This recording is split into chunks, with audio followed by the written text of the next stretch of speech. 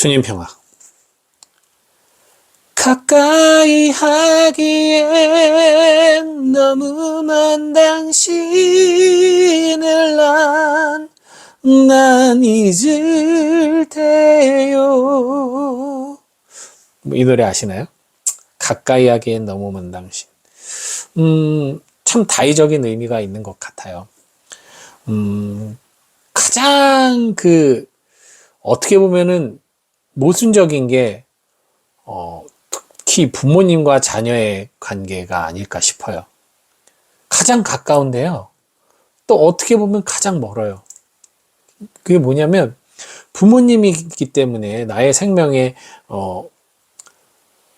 어쨌든, 모체잖아요. 그래서 부모님이기 때문에 정말 나를 깊이 사랑하고, 나를 위해 목숨까지 내어 바칠 수 있을 만큼의 애정을 갖고 있어요. 그래서 그런 사랑을 받는 자녀 또한 부모에게 그만큼의 또, 그 정도까지는 아니더라도 큰 사랑을 갖고 있죠. 분명히 엄청난, 사랑의 관계예요. 근데 세상에서 제일 따르기 힘든 말이 부모님 말씀이잖아요. 그죠? 부모님이 너무 사랑하니까 나를 위해서 하시는 말씀이 분명한데도 불구하고 가장 따르기 힘들어요. 우리가 누군가가 뭐를 시키거나 뭔가를 부탁했을 때 그것을 가장 많이 거절하는 사람, 그 사람이 나에게 가까운 사람일까요? 사실 어떻게 보면 그런 사람이 나에게 가장 먼 사람이잖아요. 그죠? 그러니 분명히 마음으로는 가장 가까운데, 생각으로도 가장 가깝죠. 다 가장 가까운데도 불구하고 가장 말을 따르기 싫고 가장 거역하고 싶고 가장 원망하기도 하는 것이 또 부모 자식 관계라는 거죠. 심리 상담을 하면서 부모 자녀 간의 그 수많은 갈등을 접하게 됩니다. 그 갈등이 진짜 그 시작이 사랑이 없이 시작되는 갈등은 별로 없어요. 분명히 사랑이 바닥에 깔려 있음에도 불구하고 드러나는 양상은, 살면서 경험되는 체험들은 그렇게 서로를 이해할 수 없고 받아들이지 못하고 원망하고 미워하는, 그래서 서로에게 상처를 주는 끊임없는 관계 속에서 온갖 우울증과 불안과 강박이 생겨나죠. 그러니까 가까우면서도 가장 먼 사람, 부모 자식과의 관계가 아닐까 싶어요. 사실 그런 면으로 봤을 때 하느님과 우리의 관계도 그렇습니다. 우리 그리스도인들은, 특히 신앙인들은 하느님과 가장 가까운 존재들이에요. 안 믿는 사람들하고는 전혀 차원이 다르죠.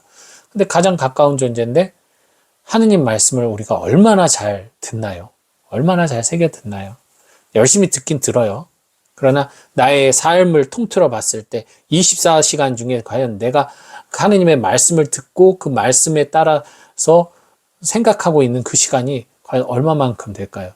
스마트폰 바라보는 시간보다 긴가요? 사람들과 수다 떠는 시간보다 긴가요? 저는 아닙니다. 네, 저는 부끄럽지만 저는 부족합니다. 예, 사실 그런 의미로 봤을 때 가장 사랑하는 하느님이지만 어떻게 보면은 이 세상에 하느님보다 더 가깝게 지내는 것만 같은, 더 말을 잘 듣는 것들이 너무 많아요. 하느님의 말씀보다 더 말을 잘 듣는 것들이 많아요. 오히려 하느님의 말씀을 어기는 경우가 훨씬 더 많죠.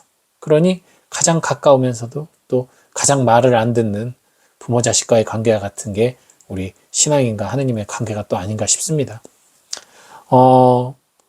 원래 예언자가 고향에서 사랑 못 받는다는 그 예수님의 말씀처럼 가장 가까운 사람들은 나의 너무 많은 것을 알아요. 지금의 나를 안다기보단 지나간 내 모습을 너무 잘 기억하는 거죠. 그러다 보니까 그것이 선명하게 뇌에 남아있기 때문에 사람에 대한 평가, 그리고 어떤 단정, 이런 것들이 다른 외부 사람들보다 훨씬 강하게 작용할 수밖에 없죠. 그래서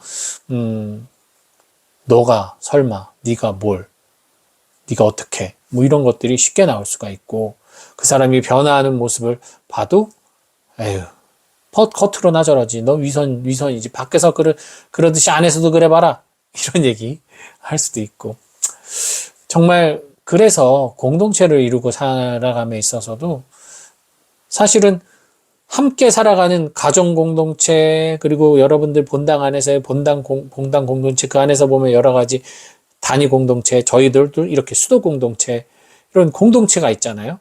어떻게 보면은 이 공동체라는 울타리가 세워졌다는 것은 이 안에 존재하는 사람들과 밖의 사람들과는 확연히 구분되는 보다 더 친밀한 관계가 있음을, 보다 더 함께 지향하는 뜻이 있음을 의미하잖아요. 근데 여러분 체험 안에서 보십시오. 그 공동체 안에서 갈등이 밖의 사람들과의 갈등보다 훨씬 많죠. 훨씬 더 마음 맞아서 함께하는 사람들인데도 훨씬 더 갈등이 많아요. 오히려 밖의 사람이 더 훨씬 편안하고 괜찮고 내가 어떤 얘기를 해도 받아주는 것 같고, 그죠?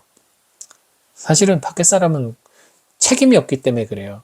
관심이 없기 때문에 그래요. 그냥 단편적인 것만 알기 때문에 그래요. 근데 이 공동체 안에 존재할 때는 서로 너무 많은 것이 얽히고 설키면서 융합이 되다 보니까 오히려 더 말하기 힘들어지고 오히려 더 듣기 힘들어지는 거죠. 오히려 더 완고해지고 고집 부리게 되고. 그래서 여기도 마찬가지예요. 가까이 하기엔 너무 먼 당신같이 오히려 더 남들하고는 있지도 않은 갈등이라던가 혹은 서운함들이 생겨날 수 있죠. 아마 여러분들 가정에서 정말 많이 경험을 하실 겁니다. 그렇기 때문에 어떤 이야기를 할 때도 들을 때도 있는 그대로 다른 사람들, 외부 사람들에게 듣듯이 그렇습니까? 라고 받아들이질 못하는 경우가 훨씬 많죠. 부모님이 나에게 말하는 거 잔소리로 들리잖아요. 그리고 어떤 공동체 구성원이 나에게 얘기할 때 그것이 니나 잘해? 이런 것들이 훨씬 빨리 일어나죠. 가까울수록. 자기도 그렇게 못 살면서 뭐 이런 것들이. 그러다 보니 서로의 대화가 오히려 더 단절이 되고, 반대로 단절이 되고, 내 가까운 가족의 말을, 공동체의 형제의 말을 듣기보단 외부 말에 더 기울이게 되는 그런 일들이 벌어지곤 하죠. 저 같은 경우도 그런 경우가 또 많았던 것 같아요. 뭐, 그 사람들 말을 들었을 때, 뭐, 예를 들면 사람들이, 나의 가족이라든가, 우리 수도의 형제라든가, 내 친구들에 대해서 어떤 이야기를 해요. 그 이야기를 해요. 근데 내가 본 이야기가 아니에요. 난 모르는 이야기를 했어요. 그러면 응당해야 되는 것은, 그래요? 제가 그걸 몰랐네요. 그러면은 한번 저도 얘기 들어볼게요. 내지는, 그래요? 어떤 부분 때문에 그런 건지 구체적으로 알려주시겠습니까? 라고 질문하면서 제 가족이나 저의 형제들의 편을 든다기보단 가족이나 형제들의 입장도 생각을 해봐야 되는 거죠. 왜냐하면 내가 모르는 얘기니까. 그 사람의 일방적 주장만 들어서는 안 되는 거잖아요. 근데 저도 모르게 나는 그를 알거든. 나는 나의 엄마를 알고 내 친구를 알고 내 형제를 알거든. 이 사람 얘기 들어봤는데 내가 평상시에 그 사람이 그런 부분이 좀 부족하다고 여기거나 좀 못난 부분이 있다고 여겼다면 바로 그냥 그 말을 듣는 순간 역시 그렇지 뭐 하면서 판단을 먼저 내려버리는. 그래서 말 그대로 뒷담화에 동참을 하게 되는 거죠. 그런 경우가 저도 너무 많았습니다. 그거는 정말 오히려 나와 더 가깝고 나와 더 함께하는 시간이 많은 사람들에 대한 배려도 부족한 거고 애정도 부족했던 거죠. 그렇지만 그럼에도 불구하고 사실은 그 말한 사람보다는 나는 그 가까운 사람들이 더 나에게 중요한 사람이고 소중한 사람인 건 변함없거든요. 그럼에도 불구하고 보여지는 태도는 그 사람의 말에 내가 부안해동해서 나의 가족이나 친구나 형제들을 똑같이 그렇게 그 눈으로 바라본다는 거죠. 확인조차 하지 않고. 그런 나의 어리석음을 좀 보게 됩니다. 제가 아마 여러분들도 그런 일들 겪어보시기도 하셨을 것이고 또 그런 당사자가 돼보셨기도 하셨을 거예요.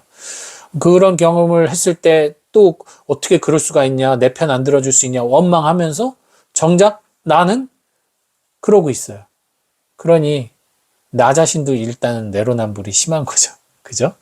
그러니 우리들 그런 부분을 좀 더 성찰해 봤으면 좋겠습니다. 내가 소중한 사람이라면 그 소중한 사람의 편이 되어주는 건 당연한 거예요. 어떻게 보면. 하느님이 우리를 사랑하기 때문에 하느님이 우리 편이 되어주신 거잖아요. 사탄의 편이 아니라, 잘난 세상 사람들의 편이 아니라, 못났어도 우리의 편이 되어주시는 것처럼 사실은 사랑하는 이들의 편이 되어주는 것은 좋은 거예요.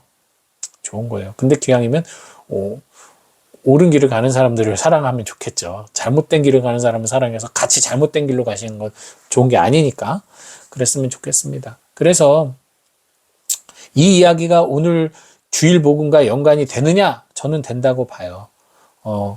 왜냐면 여러분들 오늘 소작인의 비유가 나오잖아요. 여러분들 아마 그 영상을 잘 보시면 느끼셨을 거예요. 잘 모르셨다면 다시 한번 읽어보세요. 수확 때가 다가왔을 때 주인이 종들을 보냈어요. 이제 수확물을 받으려고. 근데 소작인들이 그 종들을 매질하고 죽이고 마침내는 외아들까지 죽이죠. 그들이 소출을 내었다라는 얘기는 나오지 않아요.